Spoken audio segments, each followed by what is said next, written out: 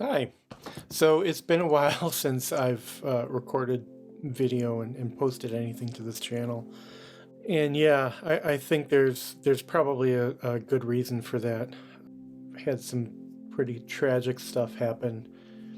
And since I like to use this channel as an outlet to talk about mental health, I think I should at least mention what's going on. So I had a pretty significant death in my immediate family, which, I mean, that in itself was really difficult to deal with. I also had my partner of 4.5 years, her apartment flooded 5 months ago.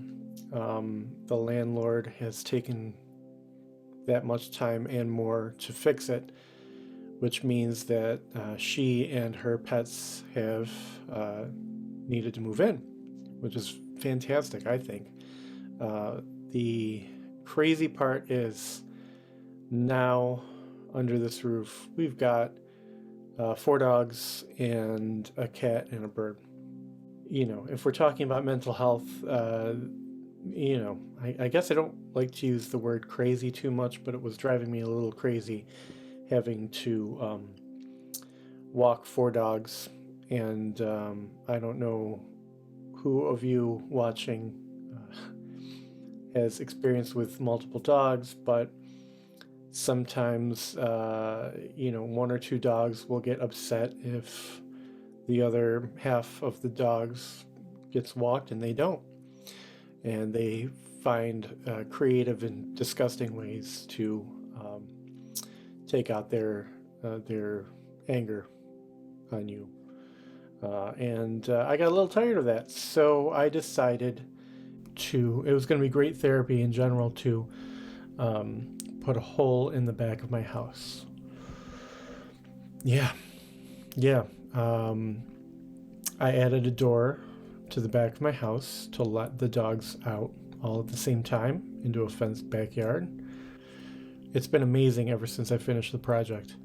But wow, what a project. And luckily I took some video. I'm going to share that with you. So this was the door right after I brought it home from the store. Obviously I hadn't started any work. I just wanted to get an idea of how big the opening would be. Next was the drywall. As you can imagine, it was kind of fun to remove that, but really messy. Next step was scoring the vinyl siding. I had a nice fun tool to use with that. It was a lot of fun. Not so fun was the asphalt siding. Some older houses have it, and it was really soft and spongy and very hard to snap off.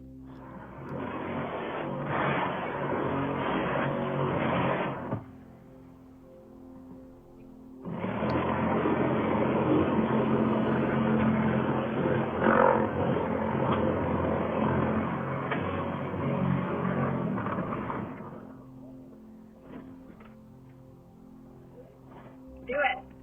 Yeah.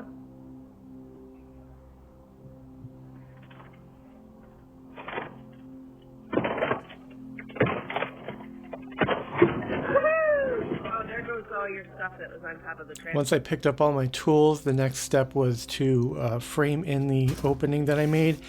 The opening was kind of messy, so I did the best I could. I did have to get an inspection, and the inspector was pretty impressed. So this is the outside after framing it in and getting the door in place. And obviously the dogs were the next judge of the project. And as you can tell, they didn't really know what to do. Well, Bodhi did. Okay, Tila, come on. Tila, let's go. Let's go, let's go.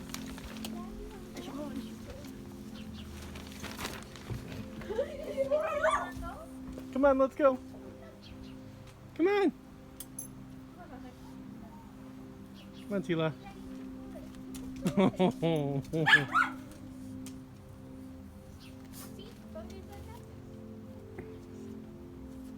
Come on. Tila, Fitz, come here. And where's Marshall?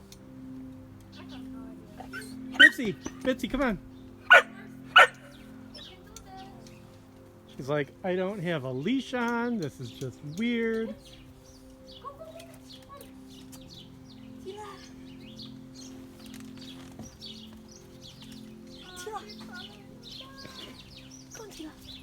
Oh, there you go.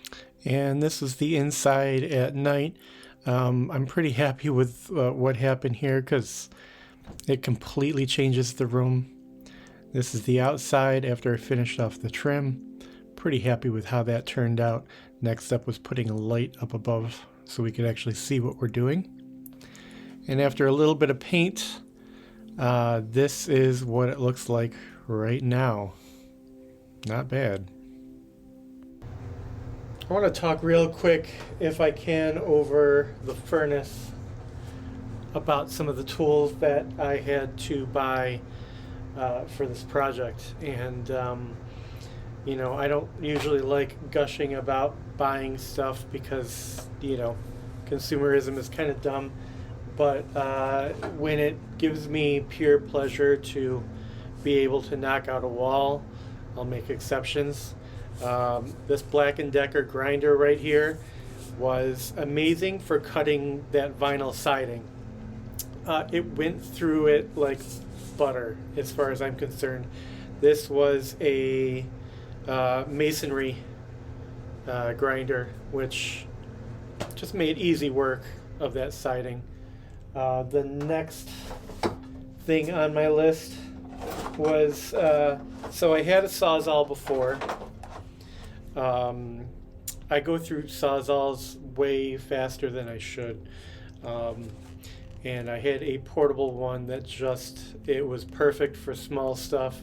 But when it came to going through multiple layers of siding and some of the wood, some of the really old growth wood from this 1930s house, yeah, I just needed something bigger. And so I got this Milwaukee Sawzall, and it was only like $110. And hopefully it's going to last me a long time. Just having it for this project really just saved my sanity because I was taking forever, and I really only planned on doing this project for 2 days. This was a weekend thing.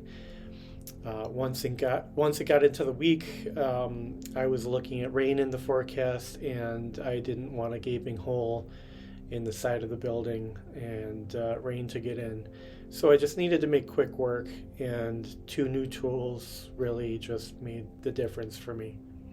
So that's going to do it for this video.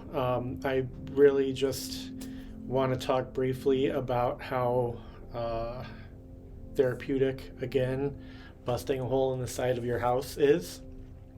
I realize that I'm pretty privileged to be able to own my own house and modify it the way that I want. So I don't know, you know, if you've got your own house and you just need to work out some frustration, this is a great way to go.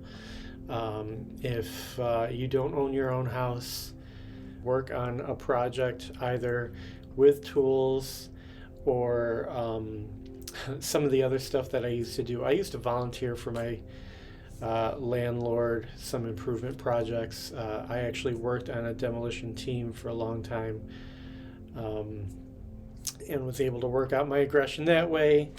I know there are smash houses, or whatever you want to call them, around town. There's 10 different ways to work out frustration and work out anger that don't necessarily involve screaming at someone or causing destruction to anything. Being able to cut a hole in the side of my building, I'm very fortunate to be able to do that. But like I said, 10 different ways to take out your frustration on something else, and I think we all need an outlet. Thanks for watching.